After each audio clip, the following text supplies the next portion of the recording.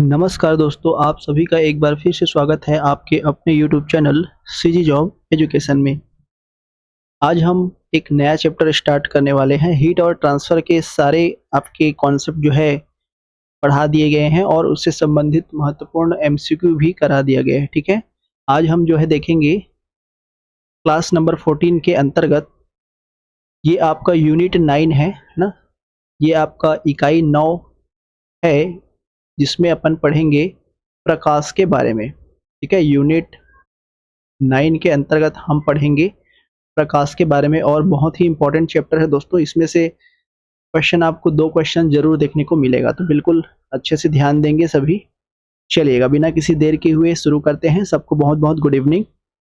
सब लोग जुड़ जाइए क्लास के साथ में और क्लास को लाइक कर दीजिए, साथ ही साथ सेशन को शेयर भी कर दीजिए ताकि जो दोस्त आपके छूट गए हैं वो भी जल्दी से ज्वाइन कर लें।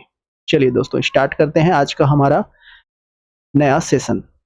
देखिए, आज हम जानेंगे लाइट और उससे संबंधित महत्वपूर्ण तथ्यों के बारे में। तो सबसे पहले हम समझते हैं लाइट यानी प्रकाश जो है क्या होता है, ठीक है?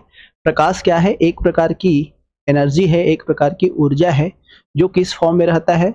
विद्युत चुंबकीय तरंगों के रूप में जो है संचरित होता है ना? प्रकाश प्रकाश भी क्या है? एक प्रकार की ऊर्जा है जो विद्युत चुंबकीय तरंगों के फॉर्म में जो है ट्रांसफर होता है एक स्थान से दूसरे स्थान में। प्रकाश से तात्पर्य विद्युत चुंबकीय स्पेक्ट्रम के 400 से 700 नैनोमीटर तरंगदैर्ध्य प्रकाश वाली दृश्य प्रकाश तरंगों यानी विजिबल लाइट रे से है ना? प्रकाश के वजह से ही हम क्या कर पाते हैं? किसी भी वस्तु को देख पाते हैं।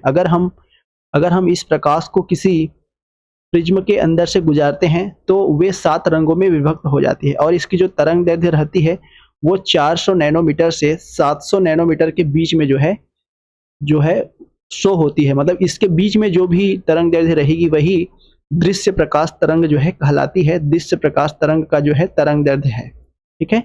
चलिए अब हम समझते हैं प्रकाश के क्या अवधारणाएं होती है सामान्य। देखिए, जितने भी जीवधारी रहते हैं, ठीक है, जीवधारियों की आंखें प्रकाश के प्रति कैसे होती है? संवेदनशील होती है और उनकी उपस्थिति में ही हम वस्तुओं को क्या कर पाते हैं? किसी भी वस्तुओं को देख पाते हैं, है ना? अगर प्रकाश नहीं रहती है, अंधेरे में हम किसी भी वस्तु को नहीं देख पाते, है ना भाई? क्यों नहीं देख पाते? जब किसी वस्तु पर प्रकाश किरणें आपतित होती है तो वे उस वस्तु से टकराकर हमारी आंखों में क्या होती है? परिवर्तित होती है, परावर्तित होती है और आंखों के पीछे उस वस्तु का क्या बनता है ना? रेटिना में उस वस्तु को क्या बनता है? प्रतिबिंब बनता है, जिस वजह से हम वस्तुओं को क्या कर पाते हैं? देख पाते हैं। तो प्रकाश प्रकृति और उनके गुणों के अध्ययन, है ना? ठीक है, जो प्रकाश है उसी वजह से हम क्या कर पाते हैं? किसी भी वस्तुओं को देख पाते हैं। कोई भी वस्तु रहेगा उस पर प्रकाश आपतित होगा। आपतित होने के बाद वस्तु से हमारी आंखों पर क्या होती है? परिवर्तित होती है। हमारी आंखों पर क्या होती है? परावर्तित होती है, जिस वजह से हमारी आंखों के रेटिना में उसका जो है प्रतिबिंब बनता है और हम वस्तु को क्या कर पाते हैं? देख पाते हैं। तो इन सभी का, है ना, जो प्रकाश की प्रकृति है, उसके गुण है, अगर हम इसका अध्ययन कर रहे हैं तो इसका अध्ययन करने वाले विज्ञान को हम कहते हैं प्रकाशिकी।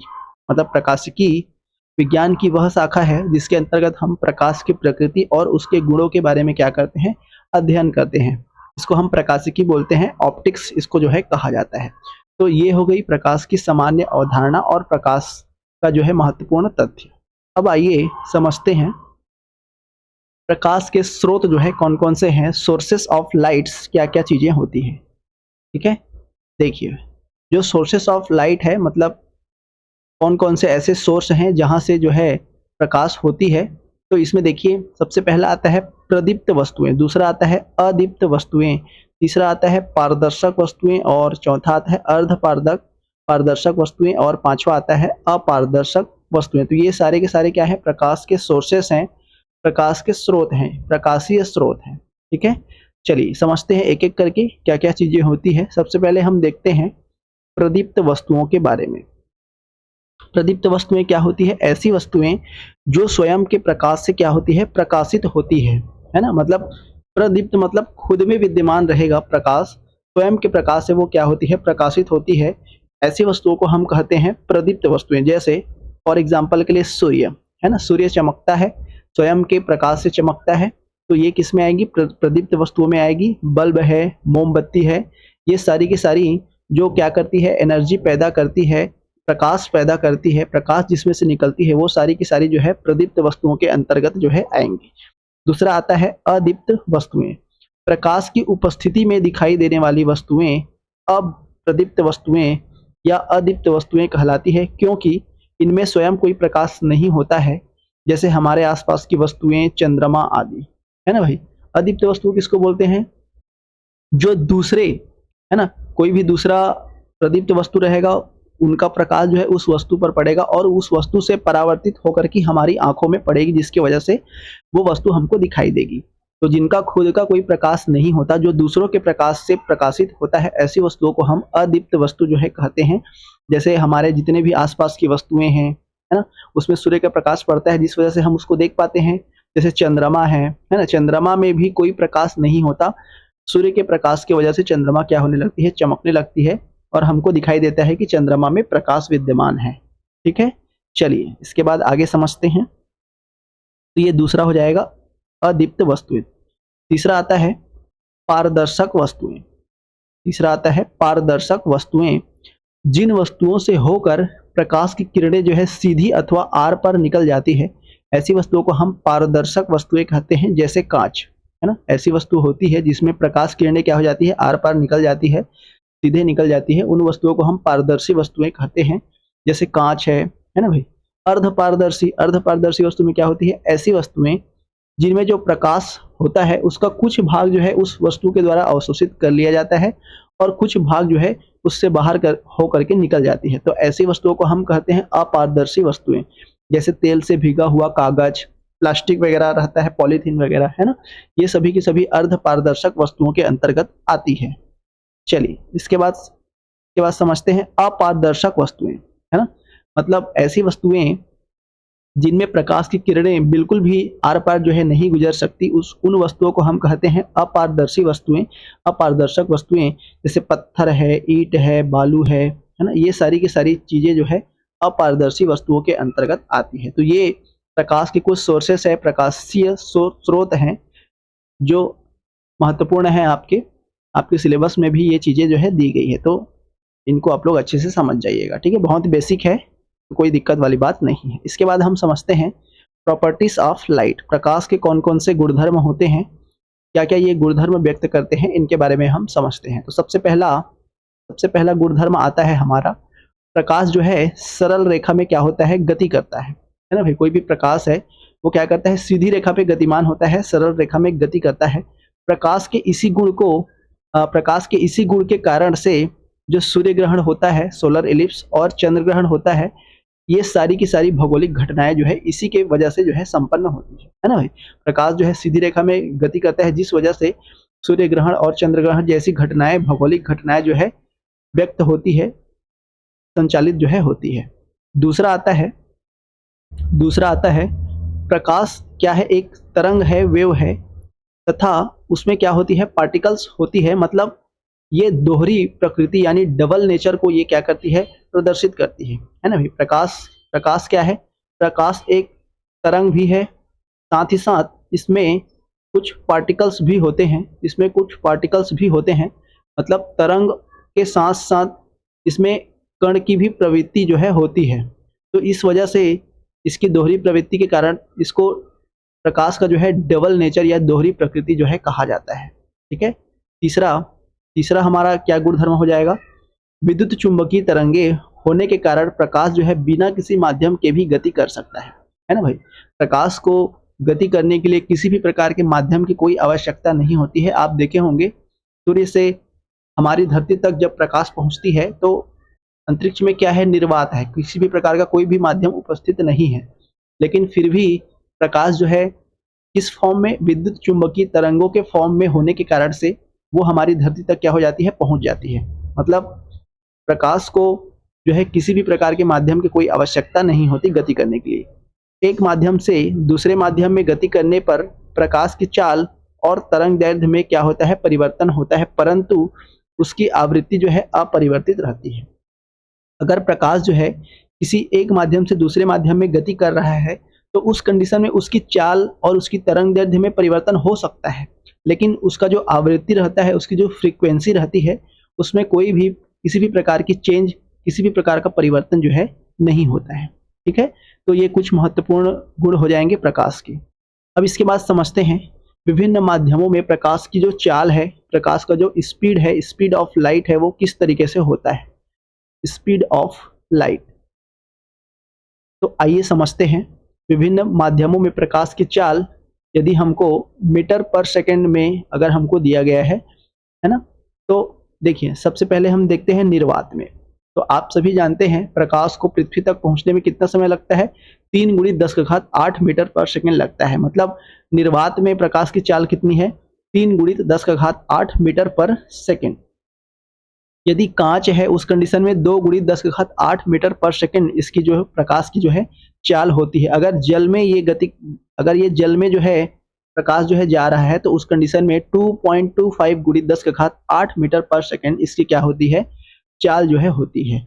अगर हम रॉक सॉल्ट में इसको ले रहे हैं तो 1.96 × 10⁸ मीटर जो है पर सेकंड प्रकाश की चाल होती है। अगर तारपीन के तेल से ये गुजर रहा है तो उस कंडीशन में 2.04 × 10⁸ मीटर पर सेकंड जो है होती है। इसी तरीके से नायलॉन में 1.96 × 10⁸ मीटर पर सेकंड जो है प्रकाश की गति, प्रकाश की चाल जो है होती है। तो इसको आप लोग याद रखेंगे। क्वेश्चन यहाँ से जो है बन सकता है कि निर्वात में प्रकाश का चाल कितना होता है, कांच रहेगा अगर माध्यम तो प्रकाश की जो चाल है वो कितना होता है, अगर जल है या नायलॉन है या तारपीन का तेल है या रॉक सॉल्ट है, उस कंडीशन में उस माध्यम में प्रकाश की जो चाल है वो किस तरीके से होती है। ठीक है, चलिए आगे समझते हैं। इसके बाद नेक्स्ट पॉइंट हमारा प्रकाश के परावर्तन के बारे में, रिफ्लेक्शन ऑफ लाइट। बहुत ही इंपॉर्टेंट है, यहाँ से आपका बेसिक चीजें यहाँ से अच्छे से जो है देखते जाइएगा, साथ ही साथ अपन एडवांस की ओर भी आगे बढ़ेंगे। चलिए समझते हैं प्रकाश के परावर्तन के बारे में। सभी जानते होंगे कि प्रकाश जो है मार्ग में पड़ने वाले अवरोध से टकरा करके पुनः जो है अपने मार्ग पर वापस लौट जाता है। लौटने के इसी क्रम को वह किसी विशेष कोण पर मुड़ जाता है। प्रकाश के इसी गुण को प्रकाश का परावर्तन कहते हैं, है ना। कोई भी प्रकाश है, अगर वो किसी सतह पर आपतित हो रही है तो सतह पर आपतन के पश्चात पुनः अपने मार्ग पर क्या हो जाती है, लौट जाती है। अगर सतह जो है चिकनी है, फर्श जो है अगर चिकनी है, तो उस कंडीशन में कुछ प्रकाश जो है पुनः अपने वापस अपने जो मार्ग है उसमें लौट जाती है, लेकिन एक विशेष कोण बनाते हुए वो क्या करती है, मुड़ती है। तो प्रकाश के इसी गुण को, प्रकाश की इसी घटना को हम कहते हैं प्रकाश का परावर्तन। ठीक है, प्रकाश स्रोत से परावर्तक पृष्ठ पर पड़ने वाली जो रेखा है, जो किरण है, उसको हम कहते हैं आपतित किरण, और परावर्तित होने के पश्चात जो किरण लौट करके जाती है उसको हम कहते हैं परावर्तित किरण। जैसे देखिए, जैसे यहाँ पे एक चिकनी सतह या मान लेते हैं कि दर्पण जो है रखा हुआ है, ठीक है, पॉलिश की हुई सतह, या इसको मान लेते हैं कि एक दर्पण जो है रखा हुआ है। तब प्रकाश अगर हमको इस तरीके से आपतित हो रही है, ठीक है, तो इसको हम बोलते हैं आपतित किरण। अगर प्रकाश जो है सतह पर आपतित हो रही है तो इसको हम क्या बोलते हैं, आपतित किरण बोलते हैं। ठीक है, आपतित किरण हम इसको कहते हैं। तो ये आपतन होने के पश्चात जब इसका परावर्तन होता है तो ये एक विशेष कोण बनाते हुए जो है दूसरे मार्ग में विशेष कोण बनाते हुए क्या हो जाता है, उसी मार्ग में जो है वापस जो है लौट जाता है। ठीक है, एंगल बनाते हुए उसी माध्यम में जो है वापस लौट जाता है। तो जब ये वापस जो है जाता है परावर्तन के पश्चात, ठीक है, आपतन होने के पश्चात जब ये परावर्तित होता है, सतह से लौट करके, सतह से टकरा करके जब ये परावर्तित होता है, तब इस किरण को हम बोलते हैं परावर्तित किरण। इस किरण को हम क्या बोलते हैं, परावर्तित किरण जो है कहते हैं। तो ये 3 चीजें आप लोग समझ जाएंगे, आपतित किरण क्या है, परावर्तित किरण क्या है, साथ साथ प्रकाश का परावर्तन किसे कहते हैं। ठीक है, सबको क्लियर है। चलिएगा, इसके बाद हम समझते हैं कुछ और इसके टर्म्स। देखिए, आपतित किरण अभिलंब के मध्य का कोण को हम आपतन कोण कहते हैं। अब ये अभिलंब क्या है इसको समझिए। देखिए, ये हमारा एक दर्पण हो जाएगा या चिकना सतह, ठीक है, ये हमारा एक दर्पण हो जाएगा या चिकना सतह हो जाएगा। अगर इस पर कोई भी प्रकाश जो है आपतित हो रही है, अगर कोई भी प्रकाश अगर कोई भी प्रकाश जो है इस सतह पर आपतित हो रही है तो इसको हम आपतित किरण कहते हैं। और अगर यहाँ से जो है प्रकाश इस चिकनी सतह से लौट करके जा रहा है, परावर्तित हो रहा है, तो इसको हम परावर्तित किरण कहते हैं। तो जिस बिंदु पर ये आपतित होता है, जिस बिंदु पर ये आपतित होने के बाद परावर्तित होता है, उस बिंदु पर हम एक लंब मानते हैं। इस लंब को हम कहते हैं अभिलंब। ठीक है, इस लंब को हम कहते हैं अभिलंब। और जिस बिंदु पर ये आपतित होता है प्रकाश और अभिलंब जो भी रहेगा अभिलंब, इसके बीच में जो कोण बनता है इसको हम कहते हैं आपतन कोण। और परावर्तन के पश्चात परावर्तित किरण और अभिलंब के बीच में जो कोण बनता है इसको हम कहते हैं परावर्तन कोण। तो इसी को यहाँ पे समझना है। ठीक है, आपतन कोण और परावर्तन कोण क्या है? तो आपतित किरण और अभिलंब के बीच जो कोण बनता है इसको हम कहते हैं आपतन कोण। और अभिलंब और परावर्तित किरण के बीच में जो कोण बनता है इसको हम कहते हैं परावर्तन कोण। अब इसको I और R से जो है डिनोट किया जाता है। ठीक है, चलिए आगे और समझते हैं इसके बारे में अच्छे से। अब देखिए यहाँ पे आपतित किरण, परावर्तित किरण एवं आपतन बिंदु अथवा परावर्तक पृष्ठ पर डाला गया अभिलंब तीनों अगर एक ही तल में है तो उस कंडीशन में आपतन कोण और परावर्तन कोण के मान क्या होते हैं? बराबर होते हैं। ठीक है, देखो ये हमारा दर्पण का सतह हो गया। ठीक है, ये हमारा दर्पण का सतह हो गया। इस दर्पण के सतह में जिस बिंदु पर प्रकाश जो है आपतित होने के पश्चात परावर्तित होती है, इस बिंदु को हम कहते हैं आपतन बिंदु। ठीक है, इस बिंदु को हम क्या कहते हैं? आपतन बिंदु कहते हैं। और आपतित किरण और अभिलंब, ये वाला अभिलंब है हमारा, इसके बीच में बने कोण को हम आपतन कोण कहते हैं। और परावर्तित किरण और अभिलंब के बीच बने कोण को परावर्तन कोण कहते हैं। और इसको I और R से जो है डिनोट किया जाता है। तो अगर आपतित किरण, परावर्तित किरण और अभिलंब, ठीक है, आपतित किरण, परावर्तित किरण और अभिलंब अगर तीनों एक ही बिंदु पर हो, ठीक है, आपतित किरण, परावर्तित किरण और आपतन बिंदु, ये वाला पॉइंट N से लेकर के B तक का, तो ये B वाला पॉइंट, ठीक है, अगर ये तीनों एक ही बिंदु पर हो, एक ही अभिलंब पर हो, तो उस कंडीशन में जो आपतन कोण रहता है I का मान, वो किसके बराबर होता है? परावर्तन कोण के बराबर होता है। इसी को यहाँ पे बोला गया है कि आपतित किरण, परावर्तित किरण एवं आपतन बिंदु अथवा परावर्तक पृष्ठ पर डाला गया अभिलंब अगर तीनों एक ही समतल में हो तो उस कंडीशन में आपतन कोण I और परावर्तन कोण R के मान जो है क्या होते हैं? बराबर होते हैं। मतलब कोण I बराबर क्या हो जाएगा? कोण R हो जाएगा। ठीक है, तो इसको आप लोग ध्यान रखेंगे। ये है परावर्तन का नियम, ये कहलाता है परावर्तन का नियम। तो अगर पूछ दिया जाए कि परावर्तन का नियम क्या है, तो आपतित किरण, परावर्तित किरण और आपतन बिंदु अगर एक ही समतल के एक ही बिंदु पर हो, एक ही समतल पर स्थित हो, तो उस कंडीशन में आपतन कोण और परावर्तन कोण का मान जो है क्या होता है? बराबर होता है। ठीक है, चलिए आगे समझते हैं। इसके बाद नेक्स्ट पॉइंट हमारा आता है प्रतिबिंब। तो आइए समझते हैं प्रतिबिंब या इमेज जो है किसको बोलते हैं। तो किसी प्रकाश स्रोत से आ रही प्रकाशीय किरणें परावर्तन व अपवर्तन के पश्चात जिस बिंदु पर एक दूसरे को काटती है अथवा काटती हुई प्रतीत होती है, उस बिंदु को हम क्या कहते हैं? उसका प्रतिबिंब जो है कहते हैं। ठीक है, उस बिंदु को, उस वस्तु का क्या कहते हैं? प्रतिबिंब कहते हैं। ठीक है, जैसे देखेंगे यहाँ पे एक दर्पण रखा हुआ है ना, यहाँ पे एक क्या रखा हुआ है? दर्पण रखा हुआ है।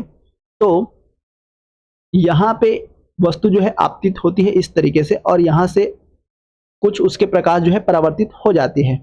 तो यहाँ पे उसका क्या बनता है?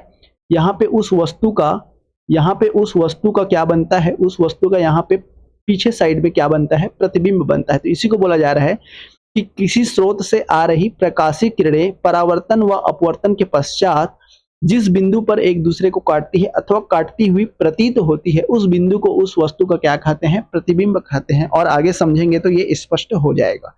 ठीक है, चलिए इसके बाद हम समझते हैं प्रतिबिंब जो है कितने प्रकार के होते हैं। तो प्रतिबिंब मुख्यतः दो प्रकार के हमको प्रतीत होते हैं। सबसे पहले तो वास्तविक प्रतिबिंब, रियल इमेज जिसको बोला जाता है, जो कि हमको दिखाई देता है। दूसरा आता है आभासी या काल्पनिक प्रतिबिंब, जो कि हमको महसूस होता है कि वो वहां पे बना होगा, उस पीछे में वो बना होगा। तो ये दो प्रतिबिंब जो है होते हैं, एक तो वास्तविक प्रतिबिंब, दूसरा आभासी या काल्पनिक जो है प्रतिबिंब। आइए एक एक करके समझते हैं इसको। सबसे पहले जानते हैं वास्तविक प्रतिबिंब क्या है। पर्दे पर प्राप्त किया जा सकने वाला प्रतिबिंब जो है वास्तविक प्रतिबिंब कहलाता है, अर्थात किसी बिंदु से निकलने वाली किरणें दर्पण से परावर्तित व अपवर्तित होने के पश्चात जब किसी अन्य बिंदु पर वास्तव में मिलती है तब बनने वाले ऐसे प्रतिबिंब को हम वास्तविक प्रतिबिंब कहते हैं। मतलब इस वास्तविक प्रतिबिंब को हम पर्दे पर जो है प्राप्त कर सकते हैं, उसका प्रतिरूप हम उस वहां पे जो है देख सकते हैं। ठीक है, प्रतिरूप वहां पे वो वास्तव में मिलता है, वास्तव में हम उसको क्या करते हैं, देख सकते हैं। तो तब ऐसे बनने वाले प्रतिबिंब को हम कहते हैं वास्तविक या रियल प्रतिबिंब। ठीक है, वास्तविक जो प्रतिबिंब होता है उसमें वस्तु की अपेक्षा सदैव जो है उल्टा या इन्वर्टेड प्रतिबिंब जो है बनता है, जैसे सिनेमा पर्दे पर बना प्रतिबिंब, है ना। वास्तविक प्रतिबिंब में हमेशा क्या होता है, किसी भी वस्तु का जो बिंब बनता है, जो प्रतिबिंब बनता है वो कैसे होता है, हमेशा उल्टा इन्वर्टेड बनता है। फॉर एग्जाम्पल के लिए जैसे सिनेमा आप लोग देखते होंगे, है ना, तो सिनेमा पर्दे पर जो बना प्रतिबिंब होता है वो क्या होता है, वास्तविक प्रतिबिंब होता है जो हमको दिखाई देता है। चलिए इसके बाद हम समझते हैं दूसरा, आभासी या काल्पनिक प्रतिबिंब। ये क्या होता है, किसी बिंदु से निकलने वाली प्रकाश किरणें परावर्तन या अपवर्तन के पश्चात जब किसी अन्य बिंदु से आती हुई प्रतीत होती है तब हम ऐसे स्थिति में दूसरे बिंदु को पहले बिंदु का क्या मान लेते हैं, आभासी प्रतिबिंब जो है कहा जाता है। आभासी प्रतिबिंब को पर्दे पर प्राप्त नहीं कर सकते, यह सदैव क्या बनता है, सीधा बनता है। ठीक है, आभासी या जो काल्पनिक प्रतिबिंब रहता है वो हमेशा क्या होता है, सीधा बनता है और हम इसको पर्दे पर प्राप्त नहीं कर सकते। ठीक है, हमको ये क्या होता है, आती हुई प्रतीत होता है, ऐसा लगता है कि वहां पे प्रतिबिंब बना हुआ है, आभास होता है अपने को, तो ऐसे प्रतिबिंब को हम आभासी प्रतिबिंब जो है कहते हैं। यह सदैव सीधा बनता है, साथ ही साथ इसको जो है पर्दे पर प्राप्त नहीं किया जा सकता। तो यहां से आपका छोटा छोटा क्वेश्चन बनता है कि आभासी प्रतिबिंब कैसे बनता है, उल्टा, सीधा, है ना। तो इस तरीके से आपका जो है क्वेश्चंस जो है बन सकता है। तो छोटी छोटी बातें हैं जिसको अपने को समझनी रहती है। तो बिल्कुल सबको समझ में आ गया होगा प्रतिबिंब किसे कहते हैं। प्रतिबिंब दो प्रकार के होता है, एक तो वास्तविक प्रतिबिंब और दूसरा आभासी प्रतिबिंब। ठीक है, किस तरीके से होता है ये सारी चीजें हम अपन जो है यहाँ पे चर्चा कर लिए हैं। अब आइए समझते हैं आगे सबसे इंपॉर्टेंट आपका दर्पण के बारे में। ठीक है, दर्पण के बारे में समझते हैं। दर्पण क्या होता है, मिरर क्या होता है। तो दर्पण कांच का एक भाग होता है जिसकी एक सतह जो है चिकनी तथा दूसरी सतह परावर्तक अर्थात पॉलिश की हुई होती है। ठीक है, कांच का एक ऐसा भाग जिसका एक सतह तो चिकना रहेगा, साथ ही साथ दूसरी सतह जो है परावर्तक रहेगा अर्थात पॉलिश की हुई जो है रहती है। एक उत्तल दर्पण पर प्रकाश आपतित करने पर उससे अधिकतम प्रकाश का परावर्तन जो है होना चाहिए। देखो यहाँ पे एक समतल दर्पण जो है रखा हुआ है, यहाँ पे वस्तु बनी हुई है, यहाँ से अपन उसको देख रहे हैं। तो यहाँ पे वस्तु अगर रखी होती है तो इसका जो प्रतिबिंब है वो हमको विपरीत दिशा में जो है दिखाई देता है। ठीक है, इसका जो वास्तविक प्रतिबिंब है वो विपरीत दिशा में हमको दिखाई देगा समतल दर्पण के कंडीशन में। ठीक है, तो इस तरीके से होता है हमारा दर्पण। अब आइए समझते हैं दर्पण जो है कौन कौन से होते हैं, किस तरीके से होते हैं, कितने प्रकार से जो है होते हैं। तो मुख्यतः जो दर्पण होते हैं वो दो तरीके से आते हैं। सबसे पहला आता है समतल दर्पण या जिसको प्लेन मिरर कहते हैं। दूसरा आता है गोलीय दर्पण जिसको स्फेरिकल मिरर जो है कहते हैं। पुनः गोलीय दर्पण जो है दो प्रकार से होते हैं, जिसमें सबसे पहला आता है उत्तल दर्पण कॉन्वेक्स मिरर और दूसरा आता है अवतल दर्पण कॉन्केव मिरर। तो समतल दर्पण तो प्लेन रहता है, जो आप लोग दर्पण यूज करते हैं उसको हम समतल दर्पण कहते हैं। तो यहाँ पे अपन समतल दर्पण के बारे में भी थोड़ा सा अध्ययन करेंगे, गोलीय दर्पण के बारे में ज्यादा अध्ययन करेंगे, उत्तल दर्पण और अवतल दर्पण के बारे में, इस पर जो है प्रतिबिंब किस तरीके से बनता है और क्या क्या इसके गुणधर्म जो है होते हैं। तो आइए एक एक करके चर्चा करते हैं। सबसे पहले हम समझ लेते हैं समतल दर्पण के बारे में। समतल दर्पण क्या होता है, यदि परावर्तक पृष्ठ अथवा सतह जो है समतल है तो इसको हम समतल दर्पण कहते हैं। मेन मुख्य पॉइंट यहाँ पे रहता है परावर्तक पृष्ठ। अगर परावर्तक जो पृष्ठ है वो समतल है, प्लेन है, तो ऐसे दर्पण को हम समतल दर्पण कहते हैं। इस दर्पण की दूसरी सतह जो है चांदी या सिल्वर अथवा पारे का लेप करके जो है बनाया जाता है। जो परावर्तक पृष्ठ रहता है, एक पृष्ठ इसका तो समतल रहता है, एक पृष्ठ क्या रहता है, इसका चिकना रहता है। दूसरा जो परावर्तक पृष्ठ रहेगा इसमें चांदी अथवा पारे का जो है लेप किया जाता है और लेप करके इसको परावर्तक सतह जो है बनाया जाता है। ठीक है, तो समतल दर्पण किसको बोलेंगे? ऐसे दर्पण जिसका जो सतह रहेगा वो कैसे रहेगा? समतल रहेगा, तो उसको अपन समतल दर्पण जो है कहते हैं। क्या क्या इसके गुणधर्म हो जाएंगे? समतल दर्पण द्वारा प्रतिबिंब जो बनता है उसके क्या क्या गुणधर्म हो जाएंगे, इसको अपन थोड़ा सा समझ लेते हैं। जो समतल दर्पण के द्वारा जो प्रतिबिंब प्राप्त होता है वो सदैव कैसे रहता है? आभासी रहता है और सीधा बनता है। समतल दर्पण के द्वारा जो भी प्रतिबिंब बनता है वो कैसे बनता है? सीधा बनता है, आभासी बनता है। ठीक है, समतल दर्पण द्वारा बने प्रतिबिंब का आकार मूल वस्तु के आकार के बराबर होता है ना भाई? आप लोग दर्पण के सामने खड़े होते हैं, है ना, तो जो भी प्रतिबिंब बनता है वो मूल वस्तु के आकार के बराबर होता है, वो डिपेंड करेगा आपके डिस्टेंस पे। ठीक है, चलिए, और इसके क्या गुणधर्म हो जाएंगे? जब कोई व्यक्ति समतल दर्पण की ओर भी वेग से गतिमान है तो उसे दर्पण पर अपना प्रतिबिंब टू भी वेग से गति करता हुआ प्रतीत होता है। अगर कोई व्यक्ति है जो दर्पण की ओर अगर दौड़ते हुए जा रहा है और उसका वेग क्या है? भी है, तो दर्पण में जो उसका प्रतिबिंब रहेगा उसका वेग जो है हमेशा उसके जस्ट 2 गुना जो है प्रतीत होगा। यानी अगर उसका वेग भी है तो उसका प्रतिबिंब का वेग कितना हो जाएगा? 2 भी हो जाएगा। ठीक है, समतल दर्पण में किसी वस्तु का अगर हमको पूरा प्रतिबिंब देखना है तो उस कंडीशन में हमको आधी ऊंचाई का जो है दर्पण उपयोग में लाना पड़ेगा। ठीक है, ये आपका बहुत ही महत्वपूर्ण पॉइंट है, यहाँ से आपका क्वेश्चन बन सकता है। ये आपका बहुत ही महत्वपूर्ण पॉइंट है कि अगर हमको कोई समतल दर्पण दिया हुआ है, अगर इस समतल दर्पण में हमें किसी भी वस्तु का संपूर्ण प्रतिबिंब, पूरा प्रतिबिंब अगर देखना है तो उस कंडीशन में जो भी वस्तु की ऊंचाई रहेगी उस वस्तु की आधी ऊंचाई का हमको क्या यूज करना पड़ेगा? दर्पण जो है उपयोग में लाना पड़ेगा। ठीक है, तो ये मुख्य पॉइंट है, आप लोग इसको जो है याद रखेंगे, नोट करके रख लेंगे, या आपका पीडीएफ जो है प्रोवाइड हो जाएगा नेक्स्ट डे। समतल दर्पण के सामने रखी हुई वस्तु के प्रतिबिंब में वस्तु का दायां भाग बाईं तरफ और बायां भाग जो है दाईं तरफ दिखाई पड़ता है, जिसको अपन पार्श्व परिवर्तित प्रतिबिंब जो है कहते हैं, है ना भाई? अगर आप समतल दर्पण के सामने कोई भी वस्तु रखी हुई है तो उसका जो प्रतिबिंब बनेगा वस्तु के दायां भाग जो है बाईं ओर और बायां भाग जो है दाईं ओर दिखाई देता है, जिसको अपन पार्श्व परिवर्तित प्रतिबिंब, लेटरल इनवर्स इमेज जो है कहते हैं। ठीक है, तो ये कुछ महत्वपूर्ण इसके गुणधर्म हो गए समतल दर्पण के। अब आइए समझते हैं कि समतल दर्पण के क्या क्या उपयोगिताएं हैं।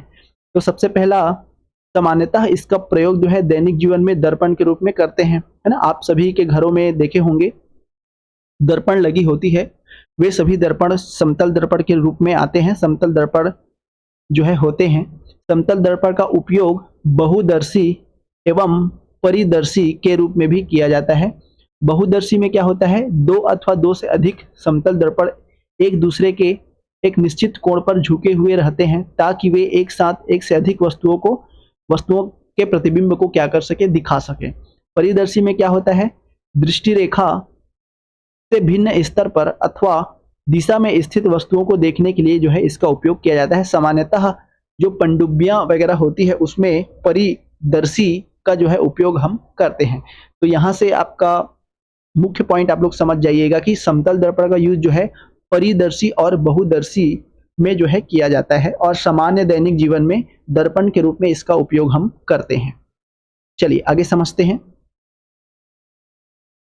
इसके बाद नेक्स्ट आता है हमारा दर्पण का दूसरा प्रकार, गोलीय दर्पण, स्फेरिकल मिरर।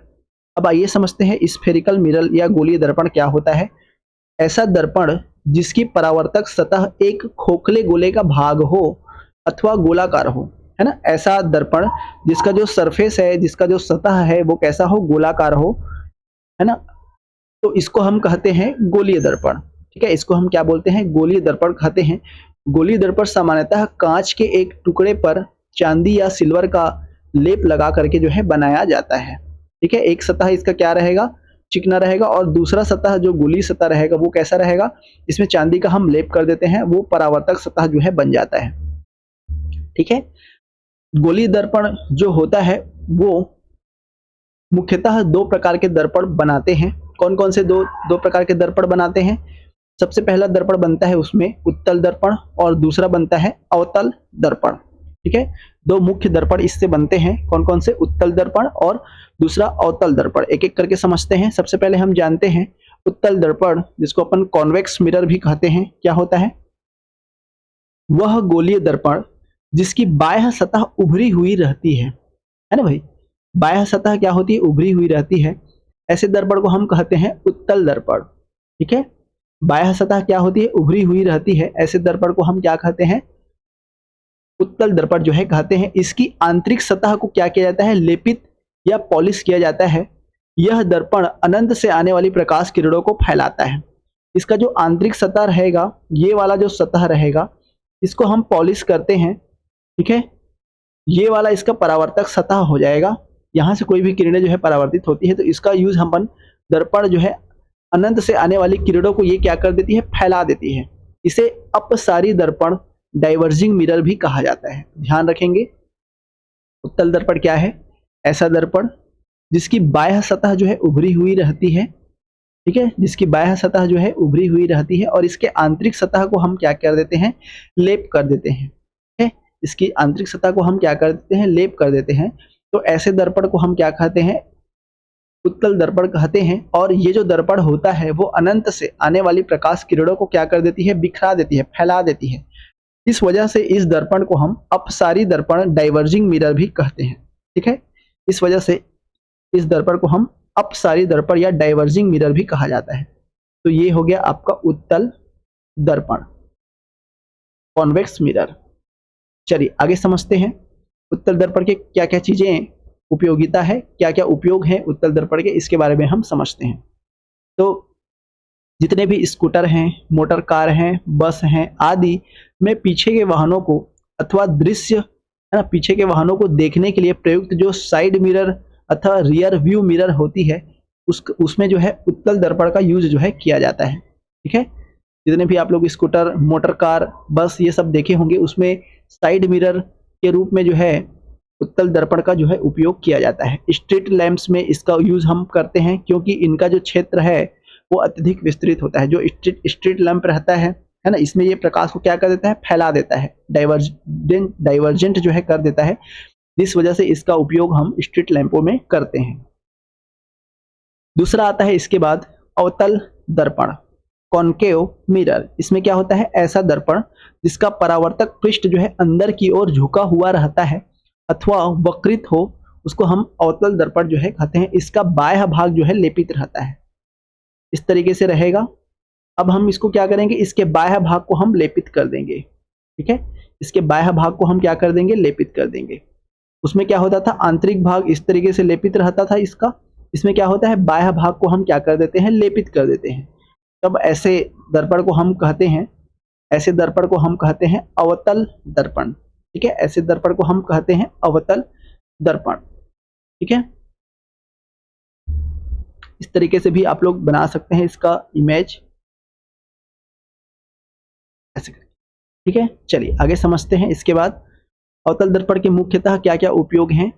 चिकित्सकों द्वारा रोगियों के नाक, कान, दांत आदि की जांच के लिए सर्च लाइट, टॉर्च, वाहनों की हेडलाइट में, सोलर कुकर, सेविंग दर्पणों आदि में, परावर्तक दूरबीन आदि में इन अवतल दर्पणों का हम क्या करते हैं? उपयोग जो है करते हैं। ठीक है, अब समझते हैं गोली दर्पण के कुछ महत्वपूर्ण शब्दावलियों के बारे में। ठीक है, ये तो हो गया सामान्य जानकारी, गोली दर्पण, अवतल दर्पण, उत्तल दर्पण, समतल दर्पण, इन सभी के बारे में ये हो गया सामान्य जानकारी, किस तरीके से दर्पण होते हैं। अब हम समझते हैं वक्रता, अब हम समझते हैं गोली दर्पण के कुछ महत्वपूर्ण शब्द जो कि आपके प्रतिबिंब बनने में काम आते हैं। तो सबसे पहले आता है वक्रता केंद्र। इसको बोलते हैं दर्पण जिस खोखले गोले का भाग होता है, उसी खोखले गोले के केंद्र को हम उस दर्पण या गोली दर्पण की वक्रता केंद्र जो है कहते हैं। ठीक है, उस गोलीय दर्पण की क्या कहते हैं? हम वक्रता केंद्र कहते हैं। जैसे ये एक गोली दर्पण है, यहाँ पे ये खोखले गोले का एक भाग होता है इस तरीके से, है ना भाई। खोखले गोले के एक किनारे को काट करके दूसरे किनारे को हम क्या कर देते हैं? परावर्तक सतह को लेपित कर देते हैं, है ना भाई। तो ये खोखले गोले का ही एक भाग है, तो इस खोखले गोले का जो केंद्र रहेगा, जो सेंटर रहेगा, इसी केंद्र को हम इस गोलीय दर्पण का भी क्या कहते हैं, वक्रता केंद्र जो है कहते हैं। ठीक है। दूसरा आता है इसमें ध्रुव, जिसको अपन P से जो है डिनोट करते हैं, पोल जो है जिसको जो है कहा जाता है। दर्पण के परावर्तक पृष्ठ पर स्थित केंद्र को हम क्या कहते हैं, दर्पण का ध्रुव कहते हैं, है ना भाई। इस तरीके से दर्पण रहेगा, तो इसके परावर्तक पृष्ठ पर, है ना, इसके परावर्तक पृष्ठ पर स्थित जो पॉइंट रहेगा, ये वाला पॉइंट, इसको अपन कहते हैं इस दर्पण का ध्रुव। ठीक है। दर्पण के परावर्तक पृष्ठ पर स्थित केंद्र को उस दर्पण का क्या कहा जाता है, ध्रुव कहा जाता है, और इसको अपन P से जो है डिनोट करते हैं। ठीक है। नेक्स्ट आता है इसके बाद वक्रता त्रिज्या, रेडियस ऑफ कर्वेचर। वक्रता त्रिज्या किसको बोलते हैं, गोलीय दर्पण का वह, गोलीय दर्पण का परावर्तक पृष्ठ जिस बृहद गोले का भाग होता है, उस गोले की वक्रता त्रिज्या, उस गोले की क्या कहते हैं, वक्रता त्रिज्या कहते हैं। यह ध्रुव P तथा वक्रता केंद्र के मध्य की दूरी को क्या करता है, दर्शाता है। ठीक है। अगर इस तरीके से हमारा दर्पण दिया हुआ है, तो यहाँ पे अगर हमारा वक्रता केंद्र है और यहाँ पे हमारा क्या है, ध्रुव है, तो इसके बीच की जो दूरी होती है उसको हम कहते हैं वक्रता त्रिज्या। के बीच की जो दूरी है उसको हम क्या कहते हैं, उस गोलीय दर्पण की वक्रता त्रिज्या कहते हैं, और इसको अपन R से जो है डिनोट करते हैं। ठीक है। चलिए नेक्स्ट समझते हैं मुख्य अक्ष। मुख्य अक्ष क्या होता है, जैसे ये हमारा गोलीय दर्पण है। ठीक है। मुख्य अक्ष क्या होता है, ये हमारा ध्रुव हो जाएगा, ये हमारा वक्रता केंद्र C हो जाएगा, और इसके बीच की जो दूरी है उसको वक्रता त्रिज्या कहते हैं। तो ध्रुव से वक्रता त्रिज्या R को मिलाने वाली रेखा को हम क्या कहते हैं, मुख्य अक्ष कहते हैं। ठीक है। ध्रुव से वक्रता जो त्रिज्या रहती है R, इसको मिलाने वाली रेखा को हम क्या कहते हैं, उसका मुख्य अक्ष जो है कहा जाता है। ठीक है। मुख्य अक्ष कहा, या गोलीय दर्पण के ध्रुव से जाने वाली, है ना, वक्रता केंद्र और ध्रुव से जाने वाली रेखा को हम क्या कहते हैं, उसका मुख्य अक्ष कहते हैं, मेन एक्सिस जो है कहते हैं। चलिए आगे समझते हैं फोकस और फोकस दूरी के बारे में। देखिए ये हमारा गोलीय दर्पण हो जाएगा, इस तरीके से ये हो जाएगा इसका केंद्र, ये हो जाएगा इसका ध्रुव। फोकस किसको बोलते हैं, मुख्य अक्ष पर स्थित, ये हमारा मुख्य अक्ष हो जाएगा।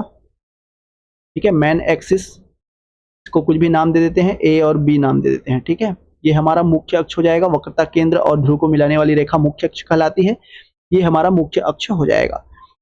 मुख्य अक्ष पर स्थित वह बिंदु जहां मुख्य अक्ष के समानांतर आती हुई किरणें गोलीय दर्पण में परावर्तन के पश्चात जिस बिंदु पर आपतित होती है, उस बिंदु को हम क्या कहते हैं, उसका फोकस बिंदु कहते हैं या फोकस कहते हैं। ठीक है। मान लेते हैं कि मुख्य अक्ष के समांतर में कोई रेखा यहाँ पे इस तरीके से जा रही है, इधर भी इस तरीके से जा रही है रेखा, और यहाँ से पढ़ने के बाद इस तरीके से वो परावर्तित हो जाती है, यहाँ से पढ़ने के बाद वो इस तरीके से परावर्तित हो जाती है। तो ये मुख्य अक्ष के जिस बिंदु पर मिलती है, उस बिंदु को हम कहते हैं उसका फोकस। ठीक है। उस बिंदु को हम उसको क्या कहते हैं, फोकस पॉइंट कहते हैं, फोकस बिंदु या फोकस जो है उसको कहा जाता है। ठीक है। तो यहाँ पे ये हो जाएगा F बिंदु, इसका क्या हो जाएगा, फोकस हो जाएगा। अब फोकस दूरी किसको बोलते हैं, गोलीय दर्पण, ये हो जाएगा हमारा फोकस और ये हो जाएगा हमारा ध्रुव। तो इसके बीच की, है ना, मतलब फोकस बिंदु और दर्पण के ध्रुव के बीच की जो दूरी है या मिलाने वाली जो रेखा है, बीच की जो दूरी है, इसको हम कहते हैं उसकी फोकस दूरी। उस दर्पण की, उस गोलीय दर्पण की फोकस दूरी कहते हैं। ठीक है। किसी भी गोलीय दर्पण के ध्रुव और उसकी फोकस को मिलाने वाली रेखा या के बीच की दूरी को हम क्या कहते हैं, उसकी फोकस दूरी जो है कहते हैं। इसको हम स्मॉल f से जो है डिनोट करते हैं। ठीक है। अब हम समझते हैं अवतल दर्पण के द्वारा किस तरीके से प्रतिबिंब जो है बनती है, कौन कौन से कंडीशंस होते हैं, इनके बारे में जो है हम समझते हैं। बहुत इंपॉर्टेंट है ये, प्रतिबिंब किस तरीके से बनता है, इस पर आधारित प्रश्न जो है पूछे जाते हैं। चलिए एक एक करके समझते हैं।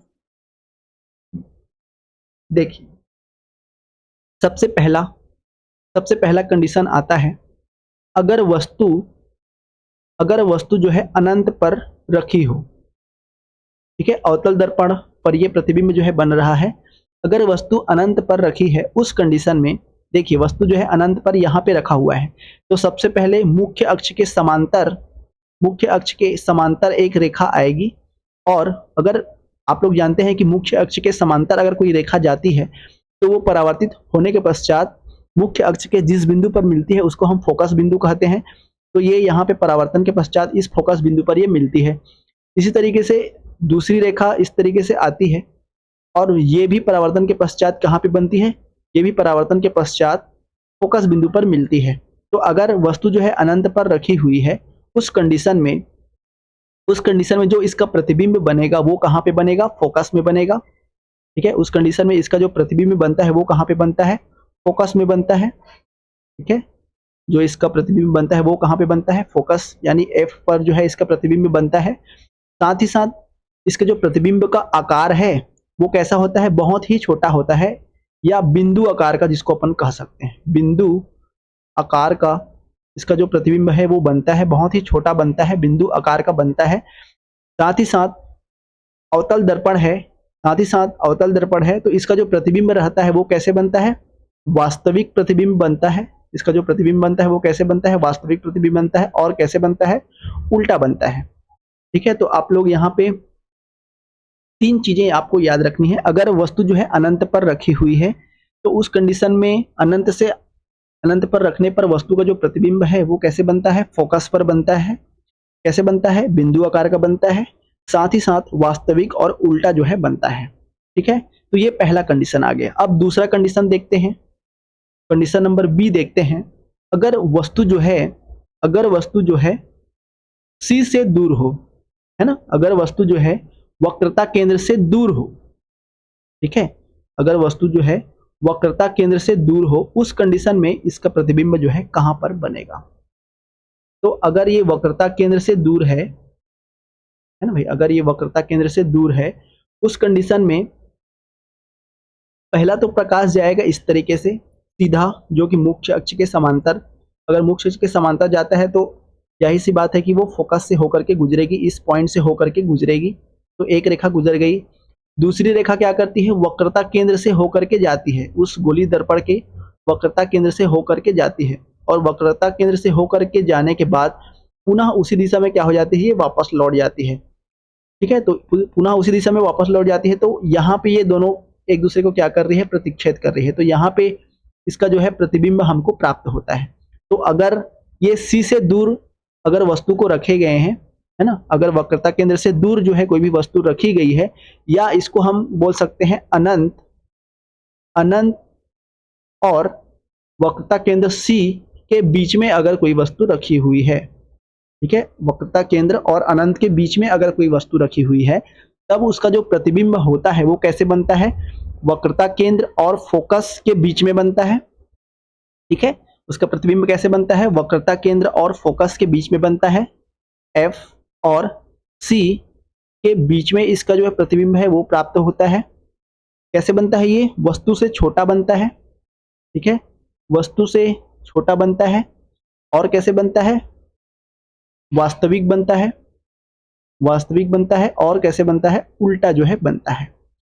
ठीक है, तो ये दूसरा कंडीशन आप लोग याद रखेंगे कि अगर वस्तु जो है वक्रता केंद्र और अनंत के बीच में अगर वस्तु को रखे हुए हैं तो उस कंडीशन में उसका जो प्रतिबिंब है वो वक्रता केंद्र और फोकस के बीच में बनता है, वस्तु से छोटा बनता है, वास्तविक बनता है और उल्टा बनता है। एक चार्ट मैं इसका प्रोवाइड करा दूंगा। ठीक है, आगे जो है अपन देखेंगे। अभी आप लोग समझिए कि किस तरीके से वस्तु रहती है तो कहां पर ये बनती है। चलिए तीसरा कंडीशन हम देखते हैं। अगर हम वस्तु को वक्रता केंद्र पर रखते हैं, अगर हम वस्तु को वक्रता केंद्र पर जो है रखते हैं, तीसरा कंडीशन हमारा कैसे बनता है, अगर वस्तु वक्रता केंद्र पर है तो सबसे पहले तो एक किरण आती है जो कि फोकस से होकर के जाती है, और फोकस से होकर के जाने के बाद जो परावर्तित किरण रहती है वो मुख्य अक्ष के समांतर जो है परावर्तित हो जाती है।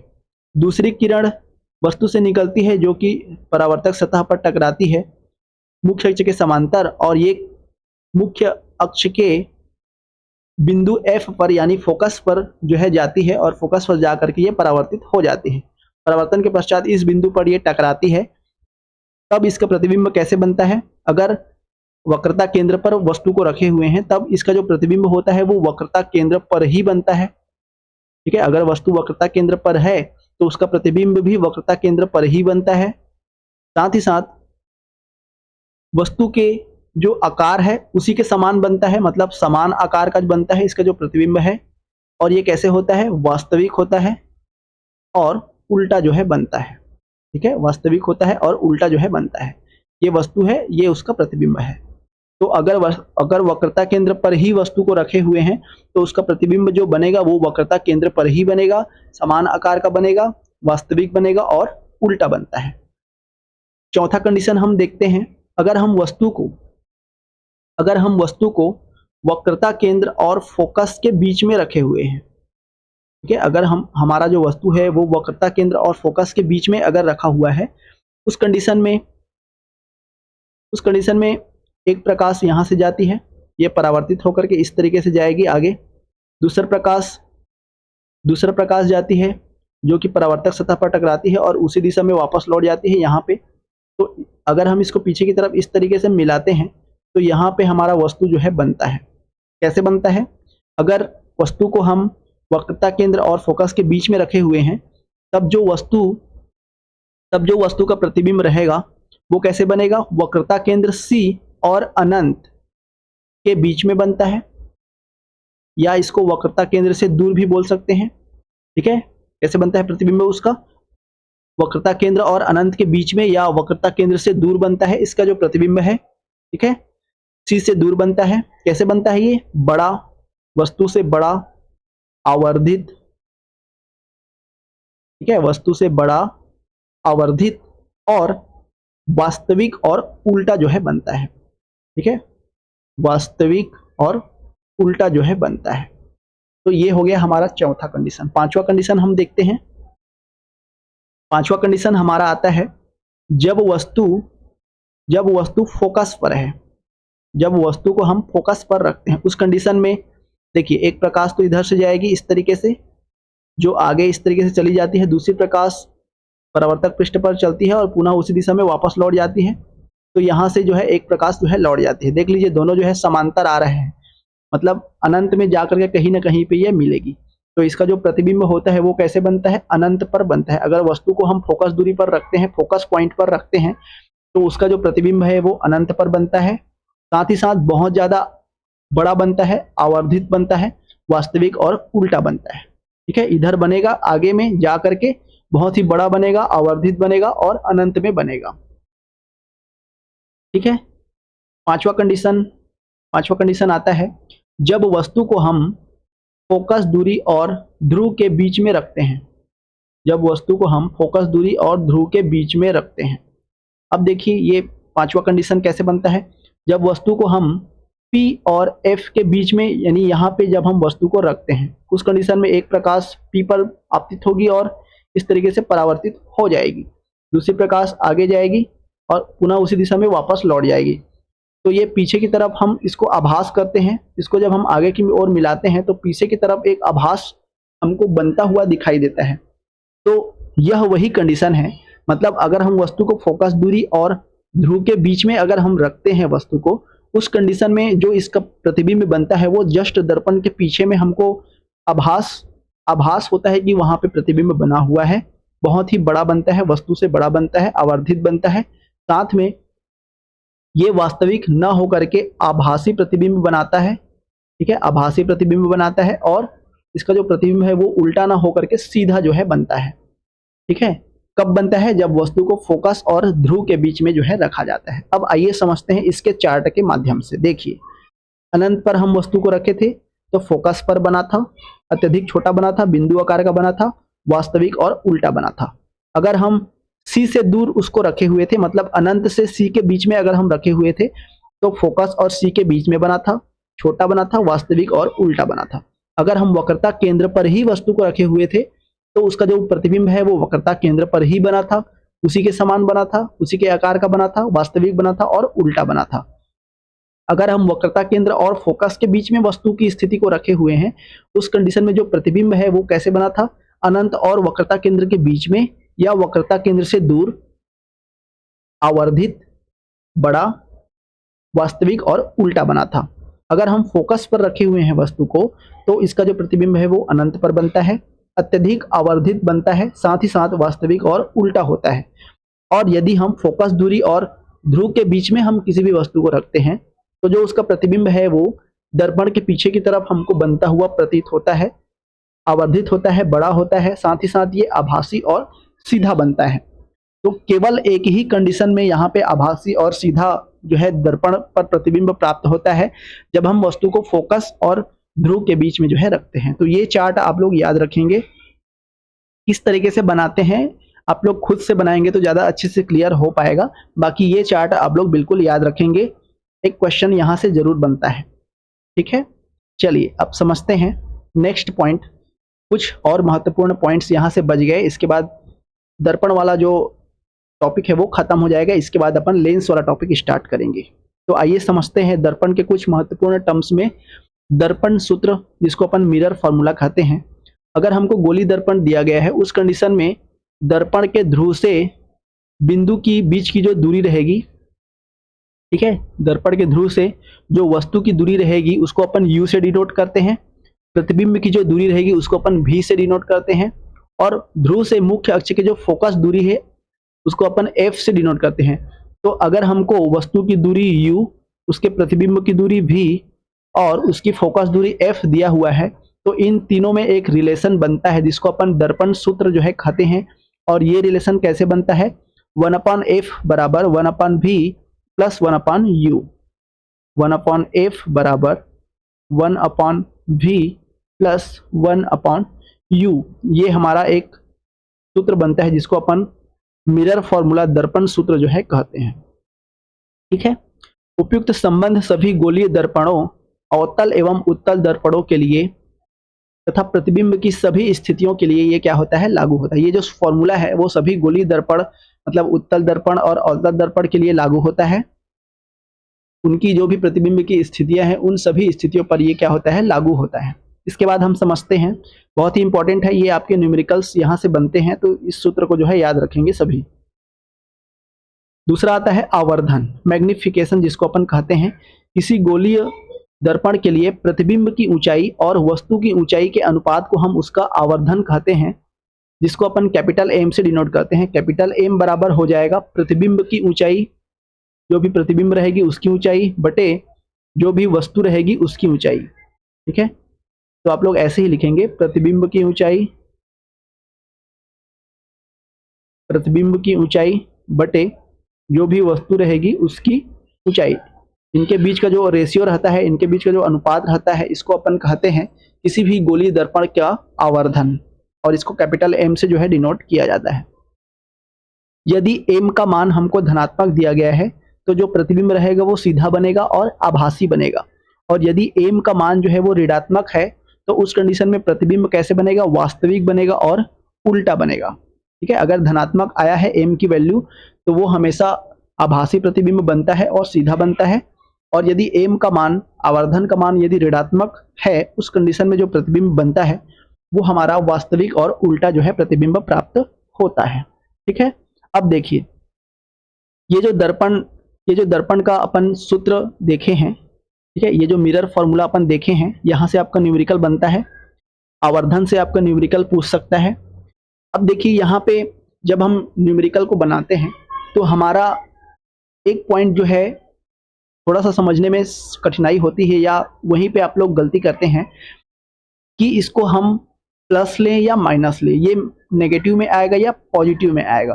तो इसके लिए आपको इसका एक बेसिक चीज जो है, बहुत ही इंपॉर्टेंट चीज जो है समझने की जरूरत है, जिसको अपन कहते हैं किसी भी गोलीय दर्पण के लिए चिन्ह परिपाटी। तो अगर आपको चिन्ह परिपाटी का नियम पता है तो उस कंडीशन में कभी भी आपका न्यूमेरिकल गलत नहीं होगा, क्योंकि नेगेटिव और पॉजिटिव प्लस माइनस में ही आपकी गलती होती है न्यूमेरिकल में। तो अगर आप चिन्ह परिपाटी को अच्छे से समझ जाते हैं, उस कंडीशन में किसी भी प्रकार की कोई भी गलती जो है नहीं होती। तो बिल्कुल आप लोग ध्यान से सुनेंगे कि चिन्ह परिपाटी क्या होता है। देखिए यहाँ पे x और ये x एक्सिस जो दिया हुआ है, ये दर्पण का क्या है, मुख्य अक्ष है। ये क्या है, दर्पण का मुख्य अक्ष है। ठीक है, अगर जो प्रतिबिंब है अगर इस तरीके से वस्तु इस तरीके से अगर आपतित हो रही है, मतलब आपतित किरण की अगर दिशा है, ठीक है, और देखो ये वस्तु की आपतित किरण की दिशा है, ठीक है, आपतित किरण की दिशा है, तो मुख्य अक्ष यहाँ पे इस तरीके से x और x एक्सिस है। तो अगर मुख्य अक्ष के ऊपर हम किसी भी वस्तु की ऊंचाई को ले रहे हैं या कुछ भी चीज ले रहे हैं, अगर हम मुख्य अक्ष के ऊपर ले रहे हैं तो उस कंडीशन में हमेशा ये क्या होगा, धनात्मक हो रहेगा। ऊंचाई पर ऊपर की ओर हमेशा धनात्मक लेंगे, कोई भी चाहे कहीं से भी लें, ठीक है। ऊपर की तरफ अगर हम वस्तु की ऊंचाई को देख रहे हैं, ऊपर की तरफ अगर वस्तु हमारी रखी हुई है तो उसकी ऊंचाई को हम हमेशा क्या लेंगे, पॉजिटिव लेंगे। और अगर नीचे की तरफ मतलब प्रतिबिंब बन रहा है तो उसकी जो ऊंचाई रहेगी, प्रतिबिंब की जो ऊंचाई रहेगी, उसको हम हमेशा किस में लेंगे, ऋणात्मक में लेंगे। तो ये पहला पॉइंट आप लोग समझ गए। आपतित किरण के जस्ट विपरीत दिशा में अगर वस्तु रखी हुई है ना, आपतित किरण के अगर विपरीत दिशा में बाईं ओर अगर हम वस्तु की दूरी को माप रहे हैं, उस कंडीशन में इसका मान हम नेगेटिव में लेंगे, ठीक है। और दाईं ओर जो भी दूरी रहेगा उसको हम किस में लेंगे, पॉजिटिव में लेंगे। तो ये भी चीजें आप लोग समझिएगा। प्रतिबिंब है ना, प्रतिबिंब जहां पे भी बना हुआ है, तो अगर हम बाईं ओर किसी भी वस्तु की दूरी को हम माप रहे हैं तो उसका मान हम हमेशा नेगेटिव में लेंगे। और अगर हम दाईं ओर हम किसी भी वस्तु की दूरी को अगर हम माप रहे हैं या प्रतिबिंब की दूरी को माप रहे हैं, उस कंडीशन में इसका जो मान है वो हम क्या लेंगे, पॉजिटिव लेंगे। तो ये आपका चिन्ह परिपाटी का नियम है, बिल्कुल आप लोग इसको जो है अच्छे से याद रखेंगे, ठीक है। बहुत ही इंपॉर्टेंट है, बहुत ही ज़्यादा इंपॉर्टेंट है, इससे आपका न्यूमेरिकल जो है बनता है, तो बिल्कुल आप लोग याद रखेंगे। ऊपर की तरफ अगर हम किसी भी वस्तु को माप रहे हैं, मेजरमेंट उसका, तो हमेशा पॉजिटिव मिलेंगे, नीचे की तरफ हमेशा माइनस मिलेंगे। आपतित किरण के विपरीत दिशा में अगर वस्तु की दूरी को माप रहे हैं, मतलब बाईं ओर अगर हम वस्तु की दूरी को माप रहे हैं तो उसका मान जो है हमेशा माइनस मिलेंगे। अगर हम दाईं ओर किसी भी वस्तु को माप रहे हैं या आपतित किरण की दिशा में अगर हम किसी भी वस्तु को माप रहे हैं तो उसको हम हमेशा पॉजिटिव लेंगे, ठीक है। तो ये कुछ महत्वपूर्ण पॉइंट्स है जिसको आपको याद रखना है चिन्ह परिपाटी के नियम के अकॉर्डिंग, ठीक है दोस्तों। तो यहाँ तक आप लोग का जो है दर्पण वाला जो टॉपिक है वो खत्म होता है। कुछ यहाँ पे महत्वपूर्ण फॉर्मूले अपन देखे हुए हैं, इससे संबंधित न्यूमेरिकल आपके बनेंगे। जैसे ही चैप्टर खत्म होता है इस पर आधारित हम एमसीक्यू करेंगे, साथ ही साथ न्यूमेरिकल भी बनाएंगे। तो यहाँ से ये मुख्य पॉइंट है, इसको आप लोग अच्छे से समझिएगा। इस टॉपिक में क्वेश्चंस आपके जो प्रतिबिंब बनता है वहां से पूछ सकता है, साथ ही साथ दर्पण के सूत्र से जो है न्यूमेरिकल्स आपके बन सकते हैं। तो बिल्कुल आप लोग अच्छे से इसको अध्ययन करेंगे। अगर आपको किसी भी टॉपिक में कोई भी परेशानी आती है तो बिल्कुल आप लोग कमेंट जो है कर सकते हैं, हम उसको बताने का प्रयास करेंगे फिर से, ठीक है। तो आज के लिए बस इतना ही रखते हैं। इसको आप लोग अच्छे से समझ करके आइएगा, चिन्ह परिपाटी को अच्छे से समझ करके आइएगा, इस पर आधारित न्यूमेरिकल करेंगे तो उस टाइम ये काम आएगा। चलिए फिर आज के लिए बस इतना ही रखते हैं क्लासेस। अगर आपको अच्छा लगा होगा तो बिल्कुल सेशन को लाइक शेयर जरूर करेंगे, और जिन्होंने भी अभी तक हमारे चैनल को सब्सक्राइब नहीं किया है बिल्कुल सब्सक्राइब कर दीजिएगा। बहुत ही मेहनत करके कंटेंट अच्छा से अच्छा ढूंढ करके ला करके आपको पढ़ाने की कोशिश करते हैं। तो चलिए दोस्तों आज के लिए बस इतना ही रखते हैं। सभी को क्लास के साथ जुड़ने के लिए बहुत बहुत धन्यवाद। सभी को गुड नाइट। सभी स्वस्थ रहिए, मस्त रहिए और सीजी जॉब एजुकेशन के साथ में बने रहिए।